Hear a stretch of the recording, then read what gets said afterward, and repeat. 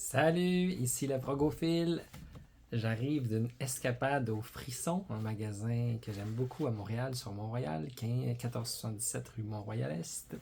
Un des magasins préférés. J'avais commandé quelques CD et je suis allé les chercher et ils étaient prêts. Et j'en ai profité pour acheter d'autres petits trucs aussi. Alors, je vous montre mes achats. J'avais commandé 3 CD, un sujet d'actualité, Angine de poitrine! Ça me le prenait, je les aimais beaucoup, je les avais pas encore en CD. Le premier album, excellent, très bon. Le volume 2, excellent, lui celui-là je me préfère encore plus vraiment. Le premier je dirais 4 sur 5, lui 4.5 sur 5 vraiment, j'aime beaucoup plus le deuxième album. Ensuite, ça vient de sortir vendredi dernier, Lunatic Soul, Transition 2.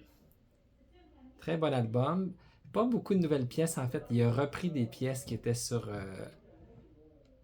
son avant-dernier album, qu'il les a remixées, puis il y a une nouvelle pièce. Je suis un peu quand même déçu, mais c'est intéressant.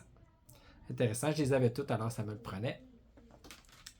Et j'en ai un dernier qui est commandé, je l'attends, qui sort le 6 juillet. C'est le nouvel album de Fido. Très, très, très attendu. Et j'en ai acheté un nouveau neuf pour continuer ma collection de rock progressif italien. Le premier album de La Consegna di Zeno. La Notte Anche di Giorno. Excellent album avec des musiciens que j'aime tellement. Excellent groupe progressif moderne à connaître absolument. Et ensuite, il y a des CD usagés. Alors, je me suis amusé. On continue en ordre alphabétique. Un classique de classic rock plus que j'avais pas. Babe Ruth, First Base, avec The Mexican, puis la guitare entraînante, puis la voix de la fille. Là. Vraiment bon. Très bon album. Excellent. Ça me le prenait. J'ai rencontré quelqu'un dernièrement qui me parlait de cet album-là et je l'avais pas. J'ai décidé de l'acheter. Il était là. Chris de Burgh, Spanish Train and Other Stories. Il paraît que c'est un peu plus prog, que ça ressemble pas à ce qu'il a fait après, alors ça m'intrigue. J'ai jamais écouté. J'ai vraiment hâte de l'écouter. Un classique du début de l'histoire du prog, The Moody Blues, Days of Future Past. Un incontournable avec du Mélotron. Ensuite, un album que j'avais pas, Momentum de Neil Morse. C'est pas mon préféré ni le meilleur, mais je l'avais pas, ça me le prenait. Excellent album. Un album que j'avais, puis que j'ai perdu, que je retrouve plus. J'étais comme, ben voyons, ça me le prend absolument. La compilation de Octobre 72 à 89. Merveilleux groupe que j'ai eu l'occasion de voir au Francofolie il y a plusieurs années. C'était un des meilleurs shows que j'ai vu dans ma vie. J'aime énormément Octobre. Un bijou, ce petit coffret-là. Ensuite de ça, un autre album d'un musicien que j'aime énormément, que j'avais pas, Platinum, de Michael Field. Guitariste exceptionnel, que j'aime beaucoup. Tangerine Dream, j'ai 2 coffrets des années 70 et début 80 et j'avais pas celui-là. J'ai vu dernièrement le film Sorcerer, la bande sonore du film Sorcerer de William Friedkin, réalisateur qui a fait L'Exorciste. Et un groupe hollandais, Trace, c'est un peu les ELP hollandais, on pourrait dire, avec Rick van der Linden, qui était dans Exception, et Jan Mosley, qui va être le batteur de Marillion.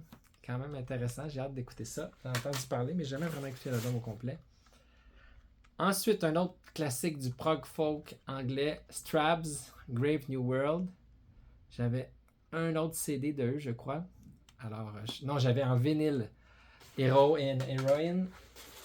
Et aussi Ghost, un autre album qui paraît qui est très bon aussi, je ne l'avais pas. Alors voilà. Et un petit dernier et non le moindre, un album que j'aime énormément de Vangelis, Heaven and Hell. C'est capoté. On est très loin de Chariot de Feu ou de ces musiques de films. Là. C'est progressif en masse, explosif. Excellent album. Ceux qui n'ont jamais écouté cet album-là de Vangelis, dépêchez-vous à écouter ça. Il a fait du bon stock des années 70. Alors voilà, c'était ma récolte. Je suis très content. J'aime aller au frisson, mais ça me coûte cher souvent. Mais c'est merveilleux parce qu'il y a aussi des rabais. Quand on fait des achats en ligne, on peut ramasser des points puis on a des rabais. Puis aussi, il y a une petite carte qu'on peut prendre. Puis quand on a fait tous les petits ronds, là, on a un... Si on achète des albums de plus que 16,99, on a un 16,99 de rabais quand on a fini la carte. Alors j'ai eu droit à un rabais. J'étais bien content. Alors voilà, c'est quoi vos dernières découvertes, vos derniers achats? J'aime le frisson, vive le prog Et bonne écoute, à très bientôt.